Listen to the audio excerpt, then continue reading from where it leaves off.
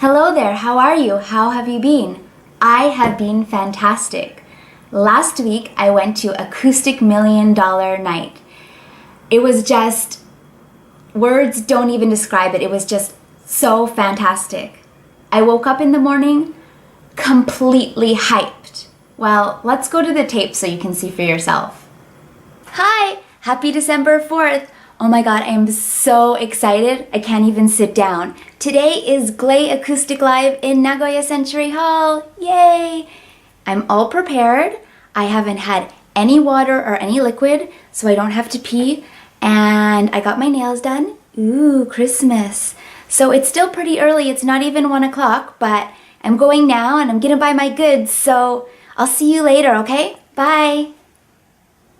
See, didn't I tell you I was so just like wound up tight until I realized that I was missing something.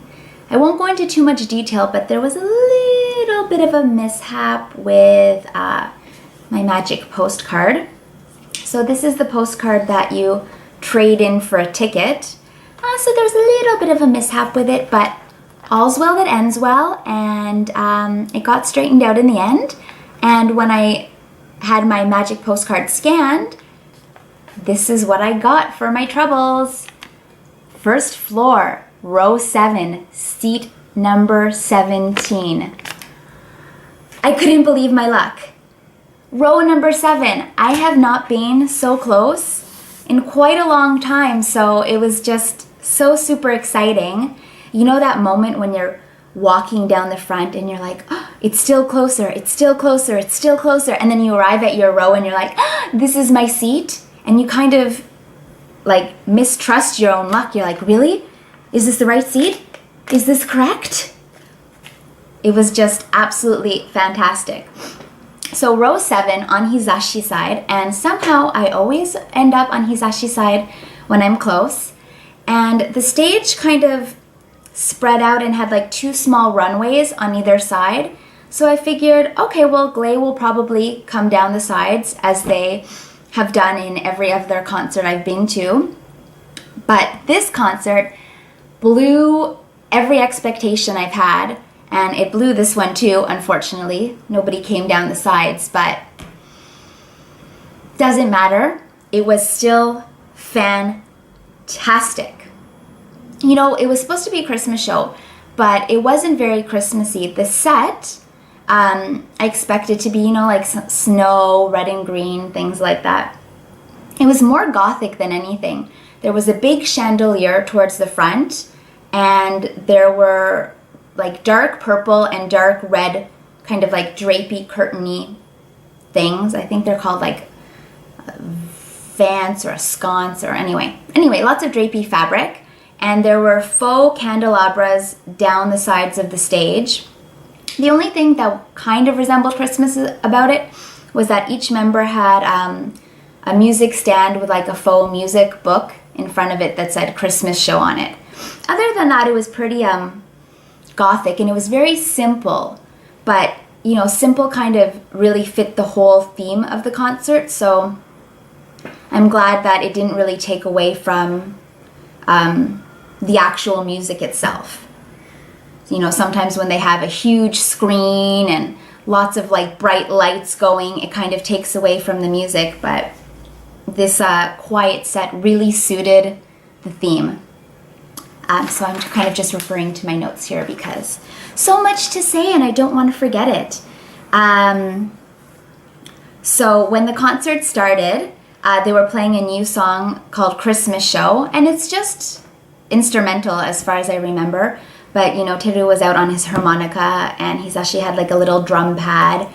And when they first came out, you know, Hizashi came out in true Hizashi form, like, you know, baggy, loose, kind of stylish, but not over the top clothes. Teru came out and he had his hair like a blondish brown with a black blazer and like acid wash jeans and black leather boots. He kind of had a little bit of a host vibe going on, but he made it work. Takuro, I don't remember exactly what he was wearing. Sei and Toshi, you know, I think were wearing jackets. To be honest, I wasn't paying that much attention. But Jiro looked so cute. He had a jacket on, he had a little top hat, and a red bow tie. It was absolutely adorable. So that was probably the most Christmassy part of it, his little outfit. So this concert was unlike any Glay concert I've ever been to. There was lots of MC, and you know, usually there tends to be, but there was a lot of interaction with between the members, but not only that, there was a lot of interaction with the audience. You know, when they first came out, Takuro, one of the first things he said was, you know, think of this not so much as a Christmas party, but more, not as so much as a Christmas show, but more of an end of the year party. We've all been together a long time, so let's just kind of relax and have a good time. And that's really what it felt like.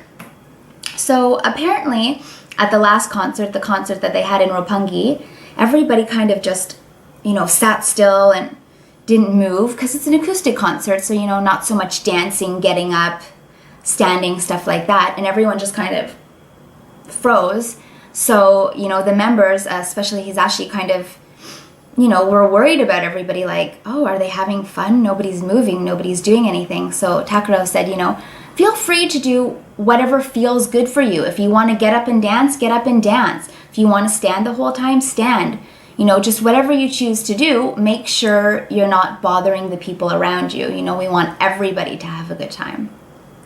So, of course, in true Japanese fashion, everybody kind of sat down, but people were dancing in their seats and having a really good time. It was really fantastic. So, with this kind of lots of MC, was also, they did some corners. So they brought down this screen, I guess it was a retractable screen, and one of the corners was a year in review in pictures. So they had 12 little thumbnail pictures, numbered 1 to 12, and they asked some members of the audience to choose a picture, and then, you know, they explained what the picture was and what was significant about it. Then, you know, some of the Glay members chose one and, you know, spoke about what it meant to them during the year. And then they kind of all went around and said, you know, what their favorite thing from either the past year or the past 20 years had been. And Jiro said, you know, working with Himuro Kyosuke had been one of his favorite moments. And Takuro said, well, actually, that was going to be mine, so you stole it. It was a very cute little interaction. Another one of the corners was, I'm sure you know that Teru has like a Twitter blog called Twitteru, and each of the members chose their favorite tweets, and the pictures came up, and they kind of talked about it a little bit. And the last corner was my happening. So Glay fans who were going to the concert were able to submit little anecdotes about things that had happened to them. And they chose 3, and they actually called on those people to stand up and tell everybody what their happening had been. So the first lady, her son had received some kind of like a light green envelope. To be really honest, I didn't quite understand what the envelope was. I think it was a jury duty envelope, but I'm not sure. And Jiro had said, oh, actually 3 years ago he had received the same envelope, but if you have a reason why you can't go, then they just kind of let you out of it. So he said, he wrote back, well, I'm part of a band called Glay, and unfortunately I'm very busy on tour. Something like that, and that's how he got out of it. Another girl had met Toshi in the subway after the Saitama Super Arena performance of Justice and Guilty, and he remembered her, and he came over and looked at her face, and he was like, oh yeah, I remember you. You know, you were very nice to me. And she's like, well, you were very nice to me. And it was a really sweet little interaction. And then the final girl, she had a little bit more of a serious happening. But, you know, when Takuro was reading her name, he was like, oh, you know, actually, I'm not sure how to read this. So she stood up and she explained how to read it. But she said, you know, of course, this isn't my real name. This is a nickname. And he said, well, Jiro's not his real name either, so it's okay. And she said, okay, well, my real name is, I think it was Ami, or I'm not quite sure. And Jiro said, oh, well, my real name is Yoshihito. It's nice to meet you. So it was really fun, and, you know, it was nice to see that interaction and everybody in the audience was just so really excited for her that she was having kind of her moment in the spotlight. Anyway, her happening was that during one of the rainstorms, like the rain came in and totally ruined her apartment and she had to move. So it was actually quite treacherous for her. And of course, it was also Sei's birthday. So during the encore, everybody sang happy birthday to him, and they came back out, and Teru was like, oh, is it your birthday today? Of course, they had a cake ready, so they brought out the cake, and Sei did a little bit of speech, and he was saying, you know, somehow it always seems that every year I'm playing with Glay on my birthday. There'll never be a concert on Teru's birthday, but somehow almost every year there's a concert on my birthday.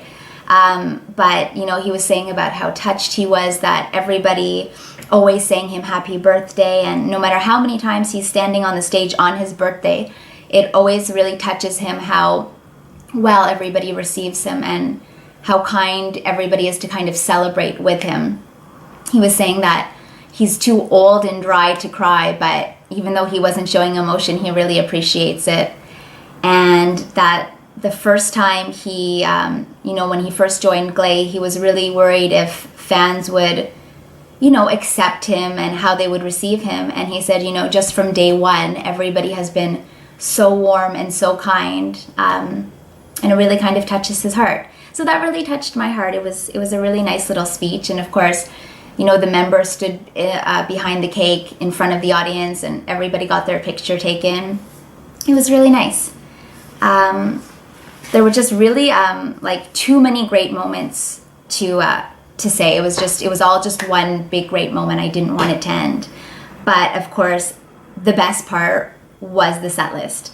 My friend had been to the Roppongi concert, and she's like, okay, I'm not going to tell you what happens, but I will tell you that the set list is just unexpected. There are so many arrangements and so many songs that you wouldn't think would work, but do, and it's just incredible. So I was kind of like, well, what does she mean by that? You know, how many songs can you really, like, what's going to be unexpected about it? You know, I had kind of already pictured in my head what songs would do well as acoustic songs. I was really hoping to hear Beloved because, you know, at White Road in 2004, the acoustic version of Beloved was just so incredible. So I was thinking it was going to be something like that, Beloved, White Road, Winter Again, really obviously winter songs. But the actual set list just blew my mind. So let me pull up my set list here. Okay, so the first song was Christmas Show, and as far as I remember it, it was just instrumental. The next song was Niji no Pocket, which was really great, followed by Heart Snow, followed by Diamond Skin, and then followed by one of my all-time favorites, Curtain Call. And I have always hoped to hear Curtain Call live, so it was just such a dream come true to actually hear it, and to hear it at an acoustic concert was just unbelievable. After that was Deatte Shimatta Futari, then the unexpected part, Love Slave, followed by Rock Icon, followed by Acid Head. So Acid Head is my favorite live song to hear. I'm not one of those people who like dances around. I kind of, you know, do my own thing. I figure like Glay is right in front of me. I just want to focus and watch. If I want to dance around, I'll dance around in the privacy of my own home. But Acid Head, that's the one song that I'm like rocking into. So I was really happy to hear that, and the acoustic arrangement was just unbelievable. It was Acid Head, but it wasn't Acid Head. You know, nothing of the song was lost, but I just honestly, I don't even know how to explain it. It was just really incredible. After that, there was Why Don't We Make You Happy, followed by Mickey Piano and Yurugi Nai Monotachi.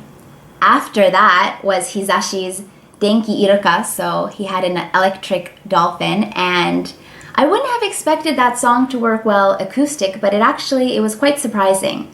After that was Crazy Dance, and then the number one song for me. Now, I really just didn't expect this. This arrangement was so unbelievable. This was my favorite song of the night, and it was Kanojo no Modern.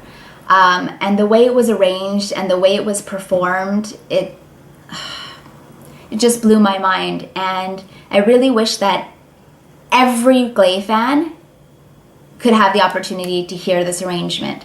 You know, I really hope that they put it on a CD or they release it as a download or, you know, whatever they're going to do. But I really think every Glay fan deserves to hear this because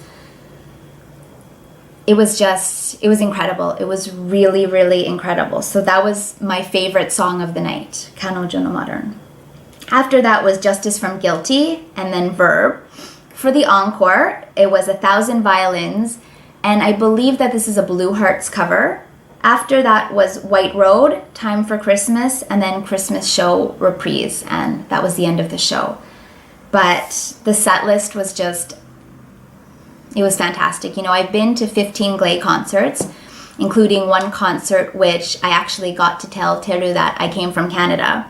And even including that concert, this was my favorite. This was just the most unbelievable, and I really think it was all because of the set list and the audience interaction.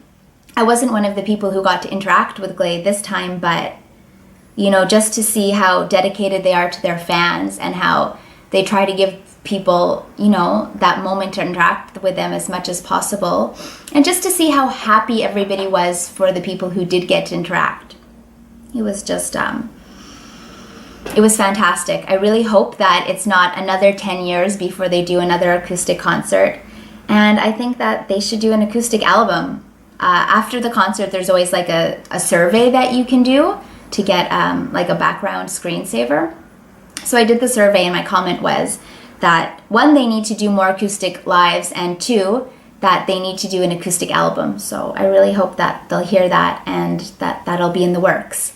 Anyway, it was amazing. That's all I can say. It was amazing. There's no words. Anyway, next week I am off to Love is Beautiful Cafe in Tokyo, and I will be bringing my trusty video camera with me. So I will see you next week. Take care. Bye.